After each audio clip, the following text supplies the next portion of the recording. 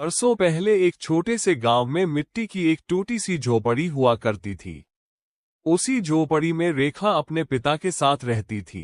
रेखा की मां उसे जन्म देने के कुछ ही वर्षों बाद इस दुनिया से चली गई थी। मां की धुंधली सी तस्वीर ही रेखा की सबसे बड़ी पूंजी थी। मां के जाने के बाद रेखा ने बचपन तो देखा ही नहीं था। जिस उम्र में दूसरे बच्चे खेलते थे, उस उम्र में वह चूल्हा जलाती थी, पानी भरती थी और अपने बूढ़े पिता के लिए खाना बनाती थी। उसके पास न अच्छे कपड़े थे, न पैरों में चप्पल, लेकिन उसके चेहरे पर हमेशा एक शांत मुस्कान रहती थी। उसके पिता दिन भर दूसरों के खेतों में मजदूरी करते और शाम को थके हुए शरीर के साथ घर लौटते। कई बार इतनी कम मजदूरी मिलती कि घर में चूल्हा जलाना भी मुश्किल हो जाता। तब रेखा अपने हिस्से की रोटी पिता की थाली में रख देती और खुद पानी पीकर सो जाती। पिता को लगता कि बेटी ने खाना खा लिया है, लेकिन पिता के सो जाने के बाद रेखा चुपचाप अपनी आंखों से आंसू पोंछती और मां की तस्वीर को देखकर मन ही मन अपनी सारी तकलीफ कह देती। समय बीतता गया, रेखा जवान होने लगी। गांव के लोग उसकी गरीबी देखते थे, मगर उसकी अच्छाई बहुत कम लोग देखते थे। कुछ लोग उसे दया की नजर से देखते और कुछ उसकी मजबूरी का मजाक उड़ाते।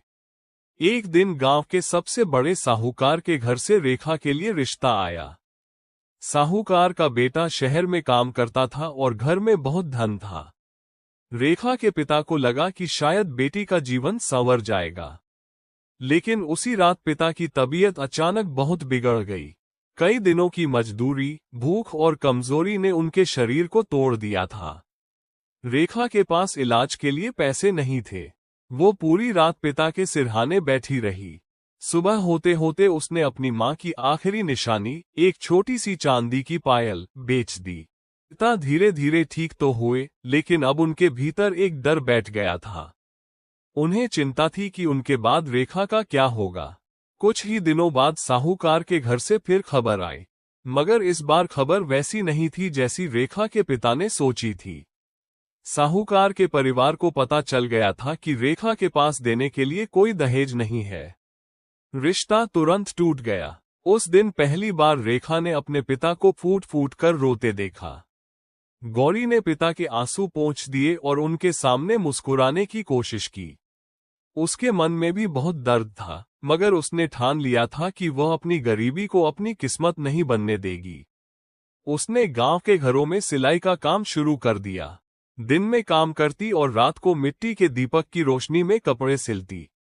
धीरे धीरे उसकी मेहनत की चर्चा पूरे गांव में होने लगी। लेकिन तभी उसकी जिंदगी में एक ऐसा मोड़ आया जिसने सब कुछ बदल दिया। एक रात उसके पिता घर लौटते समय रास्ते में गिर पड़े। गौरी उन्हें किसी तरह घर लेकर आए।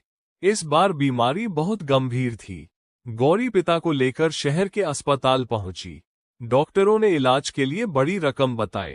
इतनी रकम उसके लिए पहाड़ से भी बड़ी थी। वो अस्पताल के बाहर बैठकर रो रही थी।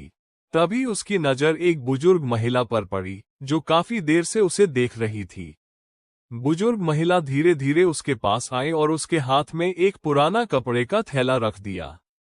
गौरी ने थैला खोला तो उसमें कुछ पुराने कागज और एक छोटी सी तस्वीर थी। तस्वीर देखते ही गौरी की सांस जैसे रुक गई। वो तस्वीर उसकी मां की थी।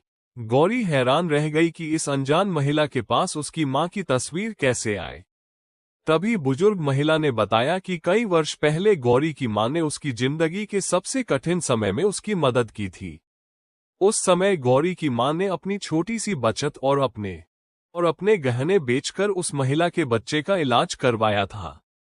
जाते समय मां ने केवल इतना कहा था कि जब कभी मेरी बेटी मुसीबत में मिले तो उसे मेरी तरह अकेला मत छोड़ना। रेखा की आंखों से आंसू बहने लगे। जिस मां को वह वर्षों से अपनी किस्मत का सबसे बड़ा दुख समझती थी, उसी मां की अच्छाई आज उसकी जिंदगी का सहारा बनकर सामने खड़ी थी। उस बुजुर्ग महिला ने अस्पताल का खर्च उठाने में मदद की। रेखा के पिता का इलाज शुरू हुआ और कुछ दिनों बाद उनकी हालत सुधरने लगी। लेकिन कहानी यहीं खत्म नहीं हुई। अस्पताल से घर लौटने के बाद रेखा ने मां की तस्वीर को अपने पास रख लिया। उसने तय किया कि जिस तरह उसकी मां ने किसी अनजान इंसान की मदद की थी, उसी तरह वह भी अपनी जिंदगी दूसरों की मदद में लगाएगी।